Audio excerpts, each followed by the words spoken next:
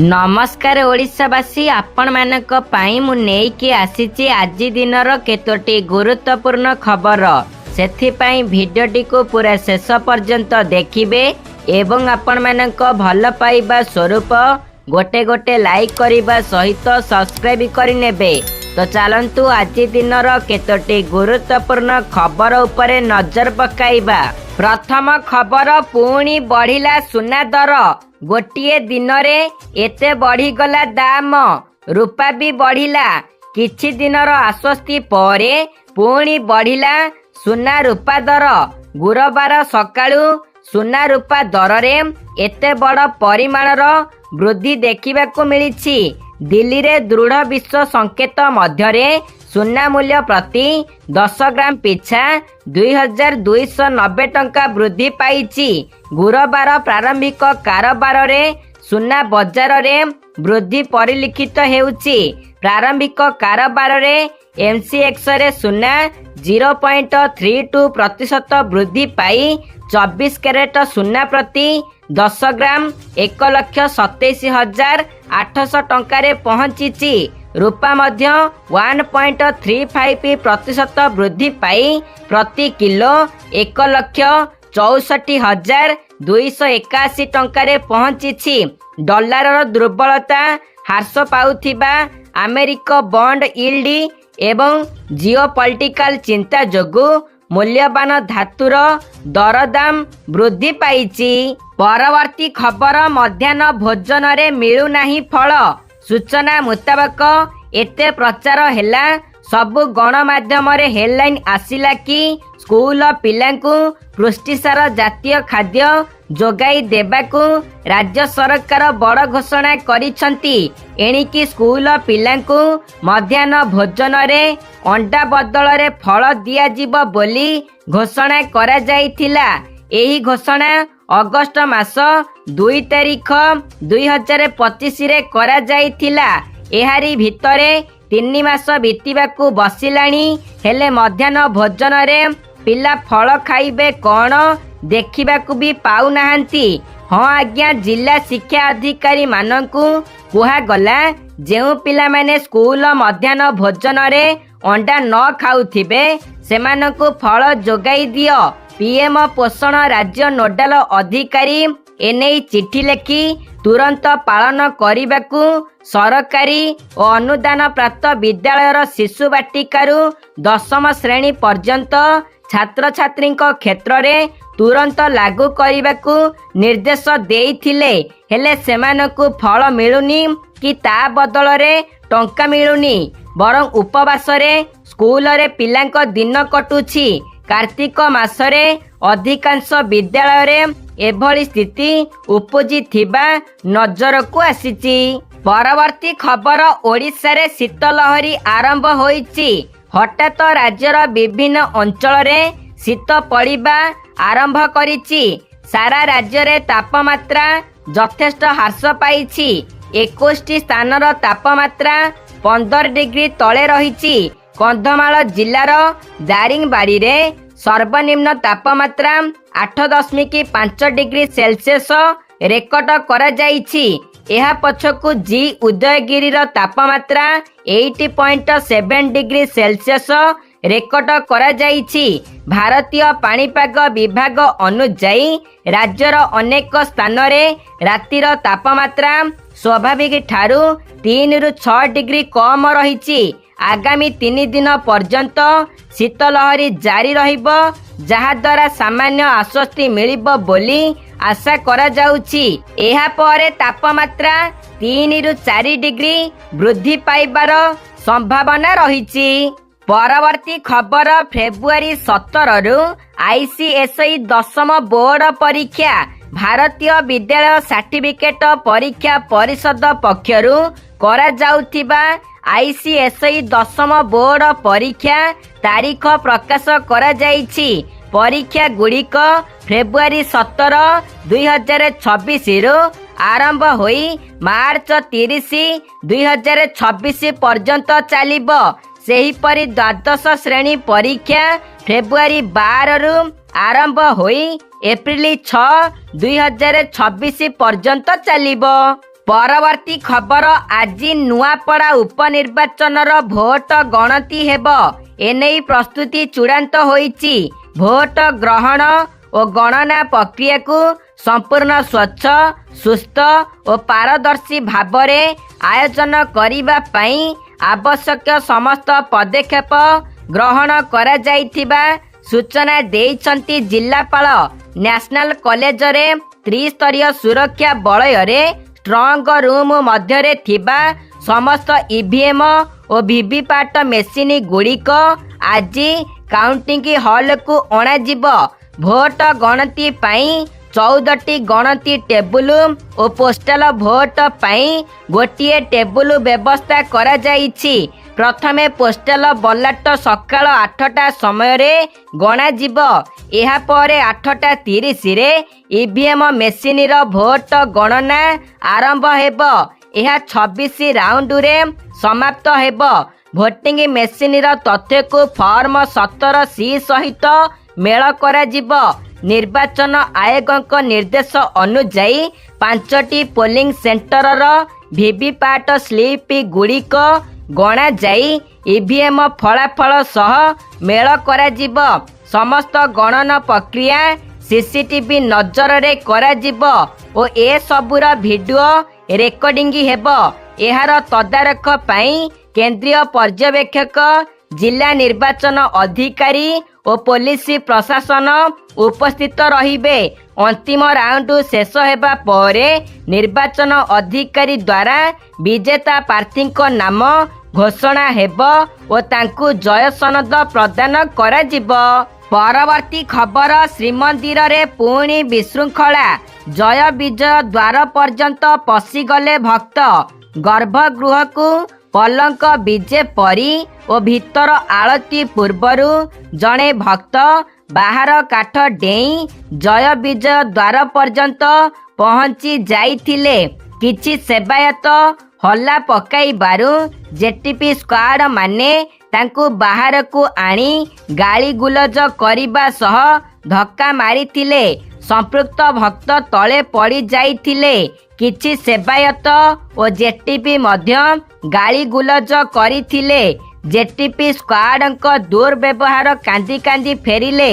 भक्त जनक मुदुली द्वार देई प्रवेश करिथिले।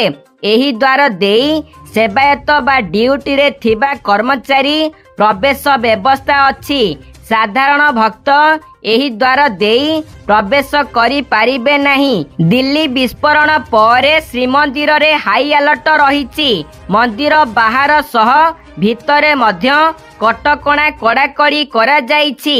एभली स्थिति रे भक्त जय विजय द्वार अतिक्रम करिबा श्रीमंदिर हुगुला सुरक्षा व्यवस्था को पुणी पदारे पकाइछि। परवर्ती खबर एसआई केलंकारी मामला रे सीबीआई तदंत आरंभ। सूचना मुताबक एसआई परीक्षा केलंकारी मामला विज्ञप्ति प्रकाश परे मामला रुजु करिछि सीबीआई। तदंत पई स्वतंत्र टीम गठन हैला। टीम रे अछंती 12 रु अधिक सीबीआई अधिकारी। जड़े अतिरिक्त एसपी को दिया जाइछि तदंत भार। अतिरिक्त एसपी नेतृत्व रे गठन हैला स्वतंत्र टीम। 3 जन डीएसपी 4 जन इन्स्पेक्टर एथिरे सामिल हेबे। क्राइम ब्रांच को मामलार सबु दस्तावेज मागिला सीबीआई। पूर्वरु क्राइम ब्रांच अधिकारी तदंत करुथिले। घटनार मास्टरमाइंड शंकर पृष्टि कार केयर टेकर और सुरेश नायक को जेरा करुछि क्राइम ब्रांच। सेपटे शंकर पृष्टि सुरेश नायक विश्वरंजन बेहेरा अरविंद दास तपिसी अहमद समत 2 आशायी शेखर साहू प्रकाश साहू जामिनी आवेदन नेई आज शुणाणी हेब। ब्रह्मपुर जिला दौरा जजक कोर्ट रे जामिनी नेई शुणाणी करा जिब। परवर्ती खबर बजार को आसीगला एसी ट्रैक्टर। बिलरे शीतलता प्रदान करिब ट्रैक्टर। खरा वर्षा शीतरे मुंड झाड़ को तुंडरे मारी चाषी खेतरे चाष करे। वर्षर दाना पाई खरा को भी खातिरी करेनी चाषी। ଖରାରେ ସିଝିବା ଯେମିତି ଚାଷର ପ୍ରତିଶବ୍ଦ, ତେବେ ଚାଷୀଙ୍କ ପାଇଁ ଏବେ ଖୁସି ଖବର। ଆଉ ଖରାରେ ସିଝିବେନି କି ବର୍ଷାରେ ଭିଜିବେନି ମାଟିର ପୁଅ। ଆସିଗଲା ଏସି ଟ୍ରାକ୍ଟର। ଏହି ଟ୍ରାକ୍ଟରରେ ବସି କ୍ଷେତରେ ଆରାମରେ ଚାଷ କରିପାରିବ ଚାଷୀ। ସେହିଭଳି ଖଣିମାନଙ୍କରେ ବ୍ୟବହୃତ ହେଉଥିବା ଟ୍ରାକ୍ଟରରେ ବି ଆଉ ଅପରେଟରକୁ ଧୂଳି ଧୂଆଁ ଖାଇବାକୁ ପଡ଼ିବ ନାହିଁ। ପରବର୍ତ୍ତୀ ଖବର, ନାଇଟ୍ ସିଫ୍ଟରେ କାମ କରୁଥିବା ମହିଳାଙ୍କୁ ଏବେ ବଡ଼ ଫାଇଦା। ସରକାର ବଦଳିଲେ ନିୟମ। ମହିଳାମାନଙ୍କ ପାଇଁ ସରକାର ନେଲେ ଏକ ଐତିହାସିକ ପଦକ୍ଷେପ।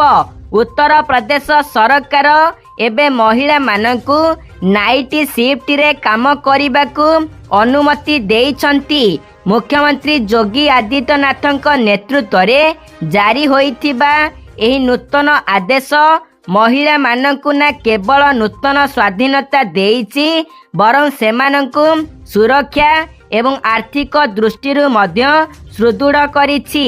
ମହିଳାମାନେ ଏବେ ସନ୍ଧ୍ୟା 7ଟାରୁ ସକାଳ 6ଟା ପର୍ଯ୍ୟନ୍ତ କାମ କରିପାରିବେ ଏବଂ ସେଥିପାଇଁ ସେମାନଙ୍କୁ 2 ଗୁଣ ଦରମା ମଧ୍ୟ ଦିଆଯିବ। ଏହା ସହିତ ବାଧ୍ୟତାମୂଳକ ସିସିଟିଭି ନିରୀକ୍ଷଣ, ଟ୍ରାନ୍ସପୋର୍ଟ, ହେଲ୍ଥ ଏବଂ ସିକ୍ୟୁରିଟି ସୁବିଧା ମଧ୍ୟ ଅନିବାର୍ଯ୍ୟ ରହିବ। ପରବର୍ତ୍ତୀ ଖବର, ପୁଣି ରାଜଧାନୀ ଦିଲ୍ଲୀରେ ଆଉ ଏକ ଭୟଙ୍କର ବିସ୍ଫୋରଣ। ମହିପାଳପୁରର ରେଡିସନ ହୋଟେଲ ନିକଟରେ ଦିଲ୍ଲୀ ଲାଲକିଲ୍ଲା ବିସ୍ଫୋରଣର ତଦନ୍ତ ଏପର୍ଯ୍ୟନ୍ତ ସରିନଥିବା ବେଳେ ଆଉ ଏକ ବିସ୍ଫୋରଣ ହୋଇଛି। ମହିପାଳପୁର ଅଞ୍ଚଳର ରାଡିସନ ହୋଟେଲ ନିକଟରେ ଏକ ଜୋରଦାର ବିସ୍ଫୋରଣ ପରି ଶବ୍ଦ ଶୁଣିବାକୁ ମିଳିଥିଲା, ଯାହାଦ୍ୱାରା ବାସିନ୍ଦାଙ୍କ ମଧ୍ୟରେ ଆତଙ୍କ ଖେଳି ଯାଇଥିଲା।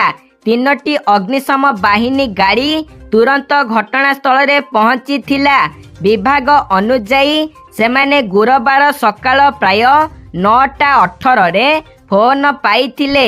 ବର୍ତ୍ତମାନ ଉଦ୍ଧାର କାର୍ଯ୍ୟ ଚାଲିଛି ଏବଂ ପୋଲିସ ବିସ୍ଫୋରଣର କାରଣ ତଦନ୍ତ କରୁଛି। ପ୍ରାଥମିକ ତଦନ୍ତରୁ ଦିଲ୍ଲୀ ପୋଲିସ କହିଛି ଯେ ଏକ ଡିଟିସି ବସ୍ର ଟାୟାର ଫାଟିଯିବାରୁ ବିସ୍ଫୋରଣ ଘଟିଥିଲା।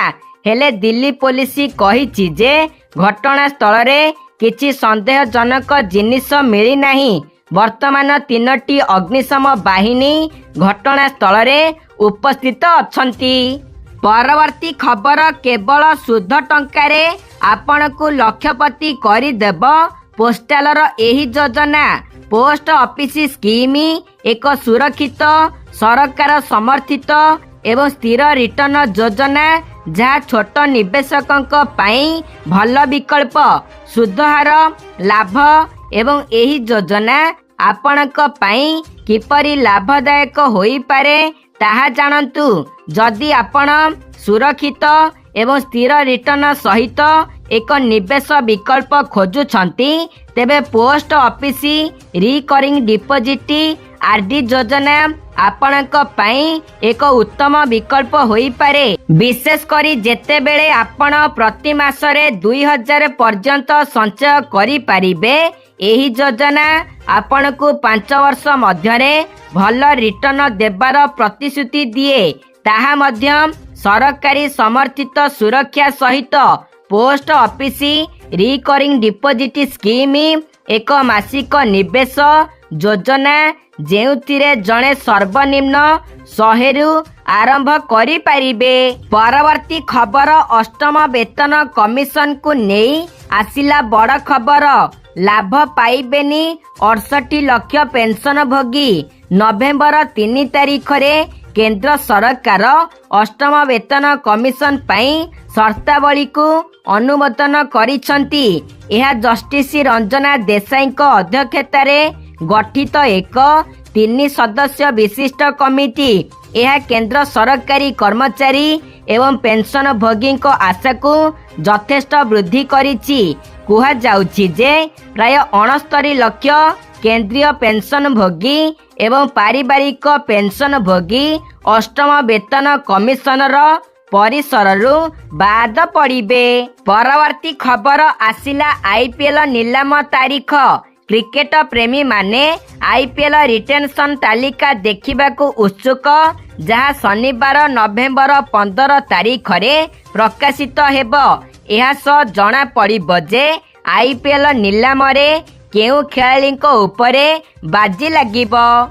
तो दर्शक बंधु ये थिला आज दिनर केतोटी गुरुत्वपूर्ण खबर। जदि आपण माने को हमर ए भिडियोटी भल लागिछि ताहाले गोटिए लाइक करिबा सहित सब्सक्राइब करिनेबे एवं आपण माने हमर ए भिडियोटी को शेष पर्यंत देखि थिबारु आपण माने को बहुत बहुत धन्यवाद।